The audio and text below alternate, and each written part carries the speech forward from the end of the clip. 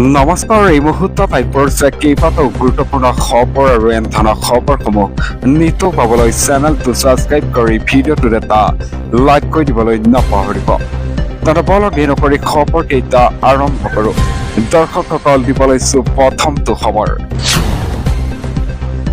14 June পৰ্যন্ত অসমত হ'ব এতিয়া প্ৰচণ্ড বৰষুণ। জাৰি কৰা হৈছে অৰেঞ্জ এলাৰ্ট। কোন কোন জিলাত হ'ব অধিক বৰষুণ? বজ্ৰপাত ধুমুহাই নিশা কঁপাব পাৰে কোকৰাঝাৰ, চিৰাং আৰু বাক্সা। 14 জুন পৰ্যন্ত অসমত হ'ব এতিয়া প্ৰচণ্ড বৰষুণ। জাৰি কৰা হৈছে অৰেঞ্জ এলাৰ্ট। কোন জিলাত হ'ব এতিয়া অধিক বৰষুণ? বজ্ৰপাত ধুমুহাই নিশা কঁপাব পাৰে কোকৰাঝাৰ, চিৰাং আৰু বাক্সা। চিৰাং, বাক্সা, শ্ৰীভূমি, হাইলাকান্দিত জাৰি কৰা হৈছে অৰেঞ্জ এলাৰ্ট। ওদালগুৰি, তামুলপুৰ, বৰপেটা, বঙাইগাঁও, নলবাৰী, কামৰূপ মহানগৰ আৰু দৰঙতো অৰেঞ্জ এলাৰ্ট জাৰি কৰে। শোণিতপুৰ, বিশ্বনাথ, গোলাঘাট, যোৰহাটতো এলাৰ্ট জাৰি কৰে। এটা শিৱসাগৰ, চৰাইদেউ, ডিব্ৰুগড়, তিনিচুকীয়াতো এলাৰ্ট জাৰি কৰিছে বতৰ বিজ্ঞান কেন্দ্ৰই।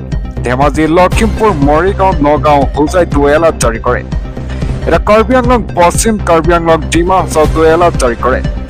কাছাৰ, হাইলাকান্দি, শ্ৰীভূমিত হ'ব ধাৰাসাৰ বৰষুণ। 30খন জিলাত এতিয়া জাৰি কৰা হৈছে সতৰ্কতা। বজ্ৰপাত ধুমুহাই কঁপাব পাৰে ৰাজ্য। পৰৱৰ্তী খবৰ। পকা কল, আপেল, কমলা, তৰমুজ কিনাৰ পূৰ্বে এতিয়া সাৱধান হওক। ৰাজ্যত বজাৰে ভৰিছে কেমিকেলযুক্ত ফল মূলেৰে। বজাৰে ঘূৰিছে এতিয়া খাদ্য যোগান পৰিদৰ্শক। লংকাৰ শ্বিলং ৰোড, গৰু বজাৰ আৰু লংকা বজাৰ আদি অঞ্চলত অভিযান চলায়। ৰাজ্যত এতিয়া বজাৰে ভৰিছে কেমিকেলযুক্ত ফল মূলেৰে।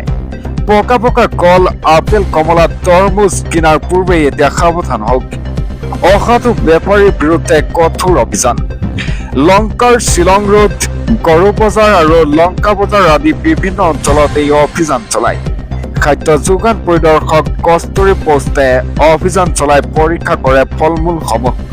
এটা কেমিকেল দিয়া ফল মূল বিক্ৰী কৰা ধৰা পৰিলেই লোৱা হ'ব এতিয়া কঠোৰ ব্যৱস্থা। লংকাত খাদ্য আৰু অসামৰিক যোগান বিভাগে চলাইছে এই বৃহৎ অভিযান। পৰৱৰ্তী খবৰ। অবৈধ লোকৰ বিৰুদ্ধে এতিয়া শীঘ্ৰেই চলিব মেগা ইভেকশ্যন। চৰকাৰী ভূমি বেদখলমুক্ত কৰিবলৈ কঠোৰ হৈ পৰিছে গুৱাহাটীৰ উচ্চ ন্যায়ালয়। শীঘ্ৰেই খালী কৰাৰ নিৰ্দেশ এটা বেদখলকাৰীক কঠোৰ সকিয়নি মন্ত্ৰী জয়ন্ত মল্ল বৰুৱাৰ। চৰকাৰী ভূমি বেদখলমুক্ত কৰিবলৈ কঠোৰ হৈ পৰিছে গুৱাহাটী উচ্চ ন্যায়ালয়। অবৈধ লোকৰ বিৰুদ্ধে শীঘ্ৰেই চলিব এতিয়া মেগা ইভেকশ্যন। 30 দিনৰ ভিতৰত এতিয়া বনাঞ্চল চৰকাৰী ভূমি খালী কৰাৰ নিৰ্দেশ। কোনো চৰকাৰী ভূমিত কেতিয়াও বেদখলকাৰীক সুবিধা নহয়। নিৰ্ধাৰিত সময়ত নিজে আঁতৰি নগলে চলিব এতিয়া উচ্ছেদ অভিযান। বনভূমি, চৰকাৰী ভূমি বেদখলকাৰীক এতিয়া কঠোৰ সকিয়নি মন্ত্ৰী জয়ন্ত মল্ল বৰুৱাৰ। পৰৱৰ্তী খবৰ। 2 এদিনতেই বিজেপিত যোগ দিব এতিয়া তৃণমূল সাংসদৰ সুস্মিতা দেৱে। ক্ৰমাৎ নিশেষ হোৱাৰ দিশে মমতা বেনাৰ্জীৰ তৃণমূল কংগ্ৰেছ। সুস্মিতা দেৱৰ লগতে এতিয়া বিজেপিত যোগ দিব নেতা কৰ্মীয়ে। 2 এদিনতেই বিজেপিত যোগ দিব এতিয়া তৃণমূল সাংসদ সুস্মিতা দেৱে। সংবাদমেল পাতি ঘোষণা কৰে তৃণমূলৰ কাছাৰ জিলাৰ সভাপতি ৰাজেশ দেৱে। ইতিমধ্যে মুখ্যমন্ত্ৰী ডক্টৰ হিমন্ত বিশ্ব শৰ্মাক সাক্ষাৎ কৰাৰ কথাৰ ঘোষণা কৰে। নিৰ্বাচনী বিপৰ্যয়ৰ পিছতেই ক্ৰমাৎ নিশেষ হোৱাৰ দিশে গৈছে এতিয়া তৃণমূল কংগ্ৰেছ। তৃণমূলৰ নেত্ৰী মমতা বেনাৰ্জীৰ বিৰুদ্ধে এতিয়া তীব্ৰ বিষোদগাৰ। সুস্মিতা দেৱৰ লগতে আৰু বহু হাজাৰ কৰ্মীয়ে যোগ দিব এতিয়া বিজেপিত। পৰৱৰ্তী খবৰ।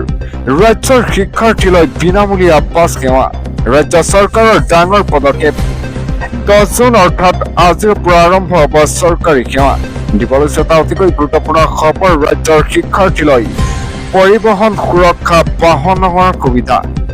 10 জুনৰ পৰাই আৰম্ভ হ'ব এতিয়া চৰকাৰী সেৱা। ৰাজ্যৰ প্ৰতিগৰাকী শিক্ষাৰ্থীৰ বাবে ৰাজ্য চৰকাৰে গ্ৰহণ কৰিছে অভিনৱ পদক্ষেপ। শিক্ষাৰ ক্ষেত্ৰত কোনো শিক্ষাৰ্থীয়ে নেপায় এতিয়া যাতায়াতৰ অসুবিধাৰ বাধা। চাহ বাগিচা অঞ্চলৰ প্ৰতিগৰাকী শিক্ষাৰ্থীৰ বাবে এই সুবিধা লৈ অহা হৈছে। 9,714 গৰাকী শিক্ষাৰ্থী উপকৃত হ'ব। 198খন বিদ্যালয়ত লোৱা হ'ব এতিয়া সামৰি। 11খন জিলাত ৰূপায়ণ কৰা হ'ব এই প্ৰক্ৰিয়া। এটা প্ৰতিগৰাকী শিক্ষাৰ্থীৰ বাবে 5,400 টকাৰ সহায়ো আগবঢ়াব। এটা বিদ্যালয়ত উপস্থিতিত নিৰাপদ আৰু নিয়মীয়া কৰাৰ উদ্দেশ্যেৰে চৰকাৰৰ বিনামূলীয়া পৰিবহণ সুৰক্ষা বাহনৰ সুবিধা।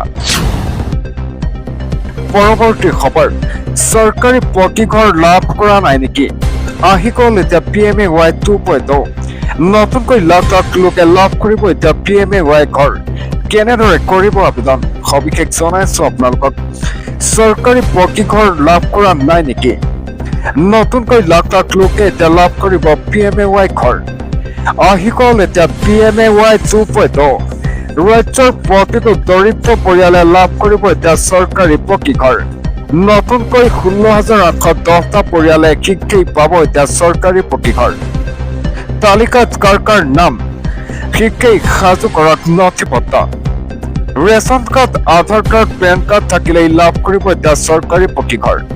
সামাজিক মাধ্যম যোগে ৰাজ্যবাসীলৈ ভাল খবৰ দিয়ে ৰাজ্যৰ মুখ্যমন্ত্ৰী ডক্টৰ হিমন্ত বিশ্ব শৰ্মাই। এটা চৰকাৰী পকীঘৰ লাভ কৰা নাই নেকি?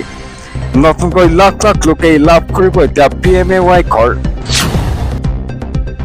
পৰৱৰ্তী খবৰ, বাংলাদেশী যুৱতীৰে প্ৰেমৰ সম্পৰ্ক গঢ়ি তুলি ভয়ংকৰ ঘটনা অসমৰ যুৱকৰ আমিৰ আলী। বহিৰাজ্যত সংঘটিত হৈছে এই ঘটনাটো। এই ঘটনাৰ পিছতে এতিয়া উঠিছে কান্দোনৰ ৰোল। বাংলাদেশী যুৱতীৰ প্ৰেমৰ সম্পৰ্ক গঢ়ি তুলি হত্যাৰ বলি হ'ল অসমৰ যুৱক। অসমৰ যুৱক আমিৰ আলীৰ সৈতে বহিৰাজ্যত ভয়ংকৰ ঘটনা।